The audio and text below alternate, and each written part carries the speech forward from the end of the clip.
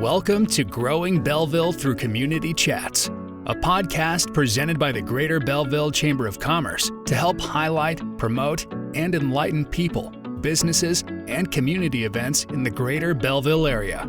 Here are your hosts, Stephen Sedlak and Eric Huber. Good morning, everybody. Welcome back to another edition of Growing Belleville Through Community Chats, hosted by the Greater Belleville Chamber of Commerce. I'm your co-host, Stephen Sedlak, along with Eric Huber. How are we, Eric? Doing well, Stephen. As we were just talking about earlier, holidays have come and gone, and we're on to 2023 now. Yep, looking forward to the summer, right?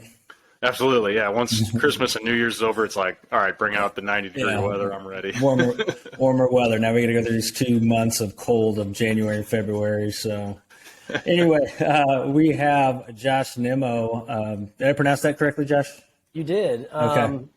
And it doesn't happen very often, so I appreciate that. Yeah. I usually try to confirm before, and Yeah. I got a little too excited and started before I did today. But we have Josh Nimmo on with us today with CrossFit MetroEast. Josh, why don't you kind of just introduce yourself to everybody and kind of what you do and what CrossFit, a little bit about CrossFit MetroEast as well.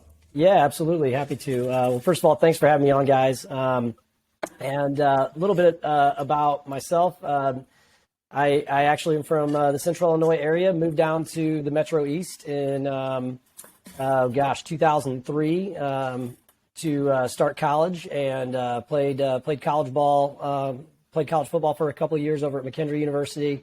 Graduated from there with my degree in athletic training, and loved the area down here. From the Peoria area originally, and I just kind of liked, I was in a small town, and so, going to Lebanon and being in the Metro East area where we had access to the bigger city like St. Louis, and just kind of fell in love with the area. I started working in the fitness industry here when I was in college. And so by the time I was a sophomore in college, I had clients that I was working with. And so I didn't go home on the summer times and everything else. And especially with sports and athletic training, I really didn't have a lot of time on the other end of that. And so I was down here, and I've been, I was just talking with my mother yesterday, and we were talking about kind of future plans, and she's like, well, you're just kind of rooted here now. And I said, yeah, we've been down here for 20 years, and we love the Metro East. Love being just outside St. Louis, love St. Louis sports. And, but yeah, I've been in fitness all my life. My dad actually runs a gym up near Peoria, and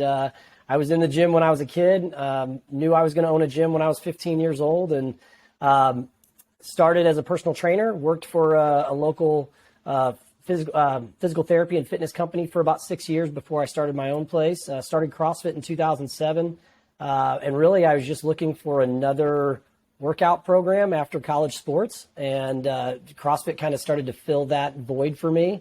And when I took my business out on its own as a trainer, it just became the easiest vehicle for me to utilize. I loved the idea of group fitness. I was still able to do my personal training. I've been working with clients. I have some clients that have been with me for about 15 years now. And so they've, I've taken them. It's a little surprising, but most of my clients started with me when I was in my early 20s. And, now they're all retired. And, I work with clients in their 70s now. And it's kind of funny that they, decided to work with some dumb kid years ago and stuck with me.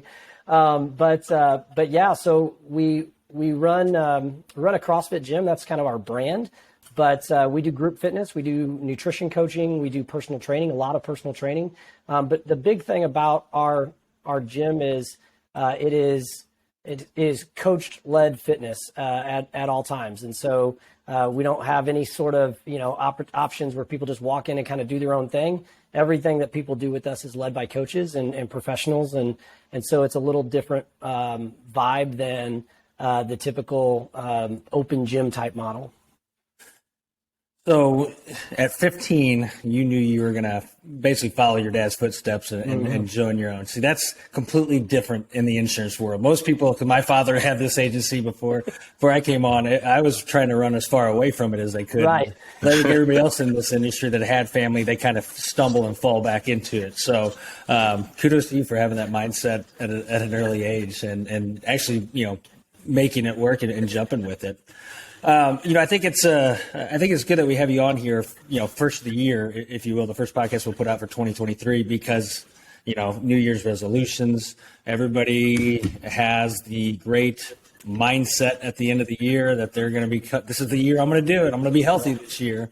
Kind of talk about that. How do you view that? Because I'm sure you probably have people that join that mindset and, I don't know, maybe dwindle off, and you probably have some that do stick it out. But how is this part of the year in your calendar? Yeah, I would say that we probably, because of the style in which we operate, you won't see us on the internet or on TV offering $10 a month or zero enrollment or anything else like that.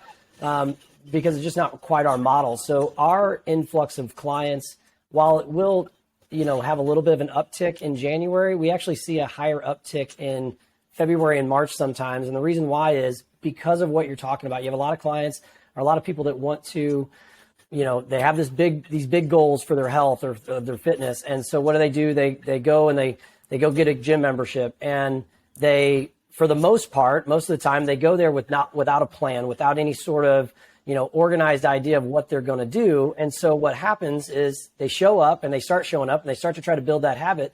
But about 2, 3, 4 weeks in, they get frustrated and they're like, well, I'm not seeing any changes. I don't know what I'm doing. I'm a little embarrassed and uncomfortable walking in the gym with these other people that look in way better shape than I am. And so what ends up happening for us is we find that someone went and tried it on their own, and then they realize, like, this is not working for me. I'm going to go and try to actually get some help from someone that actually knows what they're doing. And so we'll see that uptick happen in the second half of the first quarter of the year, because we wind up with people that said, hey, I went and tried to do this on my own. I do have these goals. I do want to pursue this. That being said, I can't do it on my own. I need your help, right? But we will see an uptick even from our current members, because just like, with the services we offer, our clients over the span of the year, they get away from the gym during the holidays. Right. That 6 to 8 weeks that happens in November and December just pulls us away because we have other priorities, right? We're doing family stuff, maybe more social gatherings, whatever it may be, and just the busyness of the end of the year, even for work and hitting right. deadlines and things like that. So we will see even our current clients that may have dipped out during the holidays, we'll see a definite uptick of them getting back into the gym as well. The first of the year anyways is just an exciting time in the gym. I think for the typical gym goer that's been going to the gym all year long, they get a little annoyed with those influx of new people. And I really encourage not to, because you should be excited that there's more people that want to be healthy like you, right?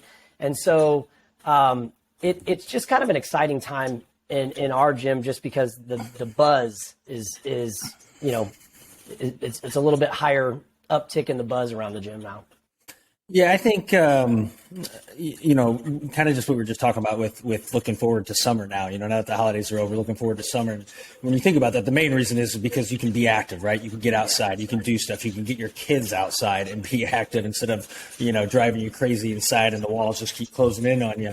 Yeah. But I think that's the thing, you can get in a gym, you can do something like you're doing and get some sort of activity that you normally wouldn't have. And of course, every time you do something, in my opinion, active in that, you feel better, internally. And seasonal depression is a real thing for a lot of people, and I view something of this nature, just being active and working out and feeling good about yourself, taking control of your health as a huge benefit for people with those. I know my wife, that's her thing. I have to ship her off to somewhere sunny for like a weekend in January just to get her through the winter.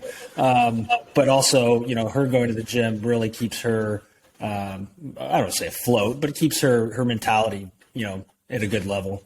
Yeah, we're really big on that. We actually have one of our coaches just finished up a certification on mindset coaching in general, and but the mental game and the physical game are so interconnected, and so when we are more physically active, there's just a lot of good things that happen in our bodies to help our mental health as well. And you're absolutely right. This time of year, it's hard because we're maybe we're getting up and going to work when it's kind of dark out. We're getting home, it's dark out, like, and that like you said, the wall's kind of closing in on you. And so having an active outlet somewhere along, and I'm a big believer in anything, right? Like if you want to get on your Peloton at home, do that. If you want to go to the YMCA and do a group class, do that. If you want to come to a gym like ours, do that.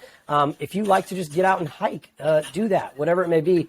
But the physical active, or being physically active, especially in the time we're in the season, is extremely important to our mental health. And then the other thing that I always encourage for our clients and the like is, like, when it is nice outside, like it's going to be 50 today and sunny, get outside for a walk, get outside. And walking is one of the best things that we can do for exercise and our mental health, because it helps you to even work on processing some of that mental stuff going on. So you're absolutely right. Having that physical activity outlet is huge.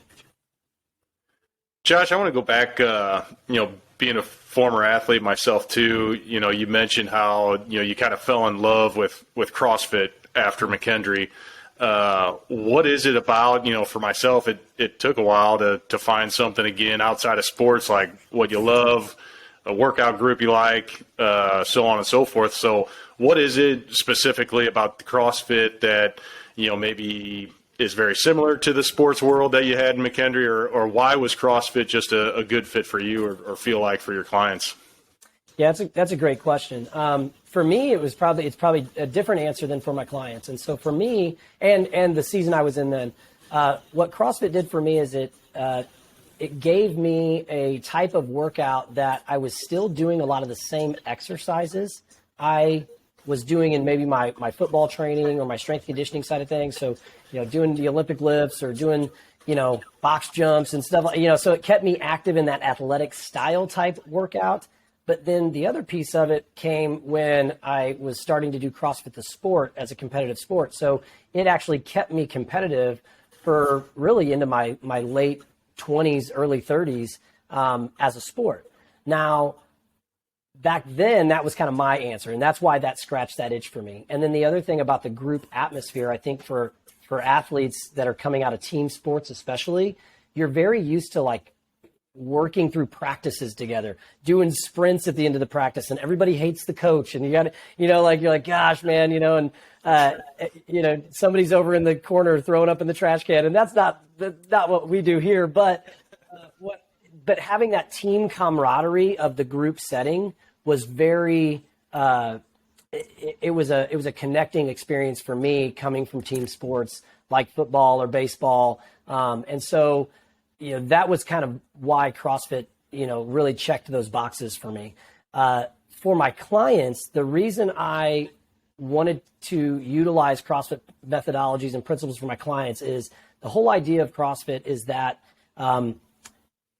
your needs, my needs, my grandmother's needs, your grandmother's needs, they don't vary by what type of needs we have, but in the scale of what they are, right? So all of us need to be able to get up and down off the ground. But to what scale? Well, if your grandmother falls, she needs to be able to get up off the ground, potentially to call an ambulance if she's hurt, right? Or if I get down on the ground, it might be just getting down to play with my kids and get back up, right? But so doing things that are functional are key ingredients. And so what we call, like, our mission with what we do is, like, we want to help our people live better lives outside of our gym by what they do inside of our gym, by improving their health and wellness, right? And so the exercises that we do, the type of workouts that we do, mirror very much those functional activities that we do every day outside of our lives. And so that's why I've maintained CrossFit as a key methodology in what we do in our programming, whether that's for clients that are 10 or 11 or clients that are, going on 80 now. You see, kind of going on that, the aspect of, there's so many college athletes that, very few move on into the realm of continuing on. So there is that, gap of what they were used to. Do you see a lot that, like you said, the reason why do you see a lot of other ones, whether it be that come and work out with you or other CrossFit gym owners that were kind of in that same space?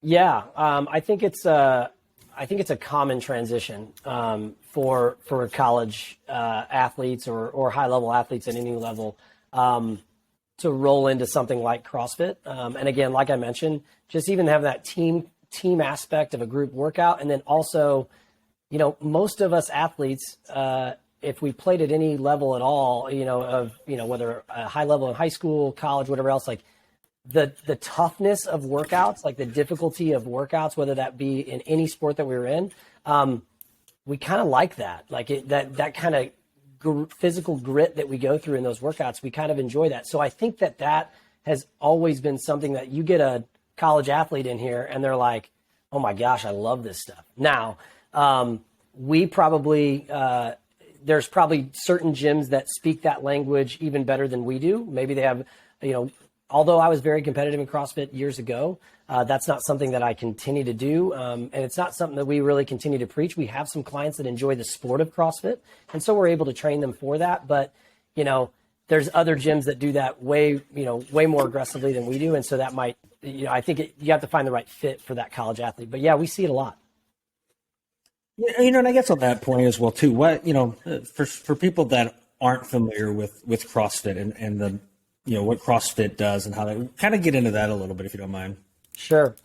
Yeah. So the general explanation of CrossFit when it comes to like the definition of what it is it's training what we call general physical preparedness, or GPP in the strength conditioning world. And they do that by, high intensity, constantly varied functional movement performed at a high intensity, right? Now the caveats to that definition would be, constant variability means that just like the things that we do every day kind of change up. Constant variability means that we are always changing the stimulus in which we're challenging the body. But there's always a method to the madness there. The functional movement, as I mentioned before, as I referenced before, is that functional movement means that these are activities, usually multi-joint activities, usually free weight and body weight based activities that relate to everything that we do in our everyday life, whether that's pushing the grocery cart, carrying the laundry up the stairs, picking up the kids and walking with them, whatever it may be, and then performed at what I would call relative high intensity. So what that means is the intensity is always scalable to the individual. So I want you to work out at your intensity, Eric. I want you to work out at your intensity. I'm going to work out at my intensity. We could all be doing a very similar workout and scaled to each one of our needs, but we're working at a high enough intensity level to stimulate a response in the body. And that changes with every workout. So if it's a strength day, it's usually a lower intensity, right? Because, maybe we're moving a little slower in the gym. If it's more of a higher intensity day and maybe we're doing some rowing on our rowing machines and doing some box step-ups, or maybe doing some presses overhead with some dumbbells, we even change the implements up all the time. So nothing that we do in our gym ever stays the same, because a lot of the stuff that we're doing outside of the gym doesn't stay the same. And I think, too, with that, you kind of mentioned it with variations kind of at your own pace. Obviously, everyone's at kind of a different level. For those individuals that you say, okay, 2023 is my year, I'm going to start. You go work out for a month, 2 months at a gym, and you're like, this doesn't work out. So they walk into your place.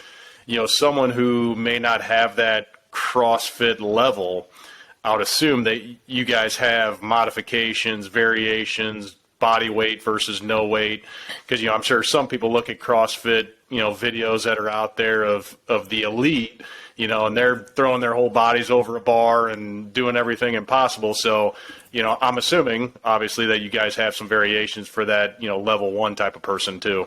Oh, absolutely. So a little bit of quick hit on what our intake process is with any of our clients. So we're not the easiest gym to join, and not because it's something that we don't want you to join, but we have a kind of a set process in the way we on-ramp somebody into our gym. And it's because we are so adamant that we provide somebody a great experience, and that they get exactly what they need. So one thing, as I mentioned, we do personal training, we do nutrition coaching, we do group CrossFit. We actually have a 55 and older program. It's called our Legends program. It just turned a year old. It's one of the coolest programs we have at our gym. But we truly have answers for our clients that, I was talking to a friend of mine the other day. I was like, we literally have a program in our gym now that our clients will never have to leave our gym. They can work with us for life, because they have this 55 and older program that has people in their 80s in it. and they're doing great things, and they're getting stronger, they're getting more functional. I get stopped, all the time. They're like, oh man, thank you so much for this program. I don't even do anything with this program. Like, I got other coaches that are taking care of, like, you're welcome for providing the gym, but we will, the first thing we do with anybody that comes into our gym is we sit down with them, and we call it it's a free consult. We call it a no sweat intro. And the piece there is we sit down, we talk about what their goals are. We talk about what their whys are. Why do you want to accomplish those goals? It's super important to us. We want to know your pain points. We want to know how we can help. We want to know what your medical history is like, your exercise history is like. And then we really sit down and say, okay, would you like to do this in a group setting, or would you like to do this in a one-on-one setting? And based on what they want to do, they might go into one-on-one training only. They might go into the group training. But even if they go into a group training, we have a required 6 sessions that they go through one-on-one with a coach, so that we can figure out and tailor all the modifications. Like you mentioned, Eric, we've got tons of modifications, but your modifications are going to be different than mine, be different than my mom's, whatever else. And so we really want to go step by step through a process with them, so that we can evaluate how they move, evaluate where their fitness level is at. So even if they're going to go to a group class that they might have 5 or 6 other people with them, and one coach modifying and adjusting for them, that coach already knows kind of where they're starting from, so that we can continue to modify and adjust. And the big thing for us is that we don't need, I was telling a client of mine the other day, we're not your quick fix gym. Okay. I'm not going to tell you can walk in here and you're going to lose 30 pounds in the next 30 days. It's just not going to happen. But I want to help you live a better life over the next 5 years. And I want to keep you here. And so we can continue to kind of chip away and make you as healthy as possible, but do it in a safe way. And so, modifications, adjustments, all of that is extremely important to what we do. That kind of seems like it's twofold and beneficial for both you and the client. The way I see it is, because one, you want to make sure that your new clients are getting, the best bang for their buck, I guess, if you will, or getting the benefit out of it, but also for you guys to make sure that I don't want to say weeding people out, because that's not what I'm trying to say here, but making sure that they feel comfortable in what they're doing. And again, because you said, people can go to the gym and not see the results and get burnt out and, fade away and put it on the shelf till next year. Yeah, it's extremely important to us. And we track a lot of metrics in our gym, and it's thanks to, the mentors that I have. And but one of the things that we track is what we call our length of engagement with our clients. And our length of engagement, the average gym goer, based on like most recent research, is going to stay with a gym for about 7 to 8 months. Now, if most of the best gyms that would do it would have an average stay for about 14 to 18 months. Our average, and that's pretty good, right? But our average length of engagement for our clients is 3 years. So that means that the average person will stay with us for 3 years. Well, gosh darn it, if I have somebody for 3 years, I believe I can change their life. Now, we have clients that have been with us for 10 years, but we also have clients that have been with us for 10 minutes. And so that obviously skews the average a little bit. But that's huge for us, and we track that. And so the better we make, but the thing that will make or break you is the first 90 days with that client. If they have a great experience in their first 90 days, you're going to keep them for probably the first year. But if they have a terrible first experience in the first 90 days, even if they stay with you for a year, because maybe they signed a year contract, they're never going to show up. And if they don't show up, we can't change their life. And so that's something that we're adamant about. And so that intake process is huge for us. Their first 90 days is extremely important with us. And then one of the things that we didn't do years ago, but we do now with all of our clients, is that we meet with our clients on a quarterly basis. So every client has what we call a client success coach. And that coach will meet with them every 90 days in the process. And as they reach goals or miss on goals or something like that, we make changes to the process. We make changes to the program. And that's how we really keep our clients for a long-term period too. One thing I want to touch on real quick, you started this in 2010, correct? Yeah. So we started our affiliate in 2010. I was still working for another company at the time. And then 2012, sure. I started my own place. Okay. So roughly around. So you're 10 years now. And, what do you attribute your success to and your sustainability over that period of time? Now, I know one thing I do want to hit on, you mentioned earlier, is that you have a mentor that you've worked with, because I think that's always vital in businesses. That when I see businesses that fail for somebody that's going on their own, they don't necessarily have that. I mean, kind of how have you been able to sustain it? How have you been able to grow, and how has your mentor aspect really worked out for you? Yeah, that's a great question, and I got zero problem talking about how dumb I was back in the day. So I'm still learning now. So first of all, I would say that one thing that's kept me in business as long as I have is I'm just downright stubborn, and I refuse to lose. So that's one thing that's super important. Is as a business owner, just being a business owner in general, like, just being committed to sticking around is an extremely important thing. But as I mentioned, the things I did when I was a great trainer when I opened my gym. I was not a great business owner. And so I made mistakes for the first probably 5-6 years. I'm still making mistakes, but we hope that we're making smaller ones. But, I made a ton of mistakes learning how to become an actual business owner, not just a great trainer. And so that took a while.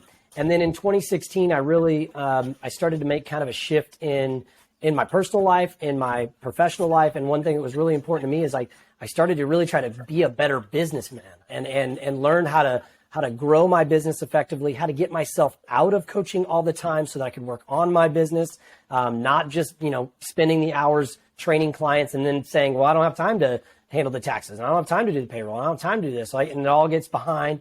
And then in 2019, I did everything that I could on my own without a mentor to improve my business. And I got to a point in 2019, and again, I've been doing this a long time. All my buddies in St. Louis all own gyms in St. Louis. And I got to a point where everybody was calling me when they had a problem, but I had no one to call. Like, I couldn't call somebody else. It's very lonely sometimes. And you're trying to make decisions, you're trying to make the right decisions, but you don't have anybody to bounce that off of. And so I met with a mentorship company. Two Brain Business is the company. They mentor a lot of other businesses too, but their primary focus is gyms. They are the largest gym mentorship company in the world. And when I joined them, I truly had a coach to work with me on every step in my business. And I met with them on a monthly basis, worked on calls with them. My mentor was actually in Canada at the time. My current mentor that I work with is in Idaho. But the benefit of having that mentor completely changed the way I did business. It allowed me to add standard operating procedures and processes. We have a general manager now. I coach no group CrossFit classes unless I want to. I only work with my PT clients.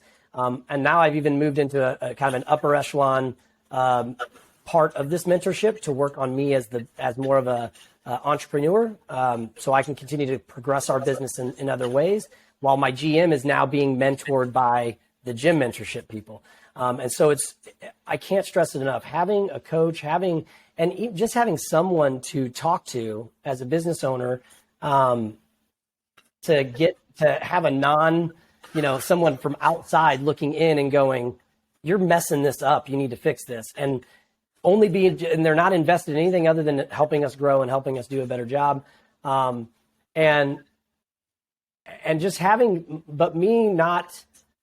me losing my ego to think I knew everything, and to sit back and go, I don't know everything, and I need the right people, in my corner that do know things better than I do, and just being willing to grow in that way. And I'm continuing to work on that. So.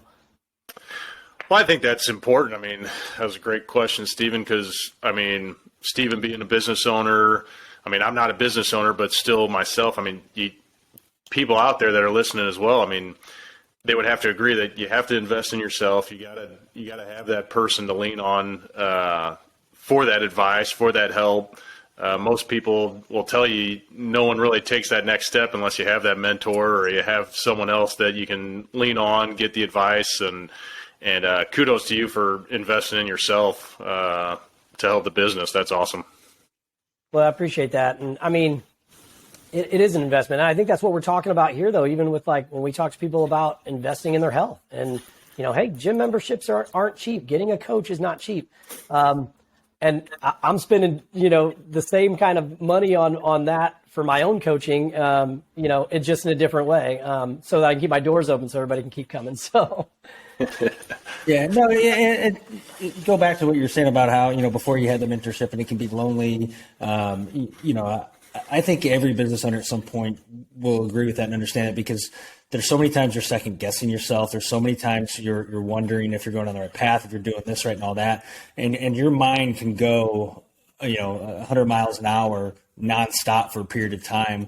And again, once you have that person to pick up the phone and call, it can put a stop to that, because you can drive yourself crazy sometimes, running your own business, getting it started, or trying to take it to a different level. So again, I agree with Eric. Kudos to you for realizing that and understanding that, again, you're doing what you preach, right? You're preaching to your prospects and your clients that you're investing in yourself, and you're doing the exact same thing. So again, kudos to you on that.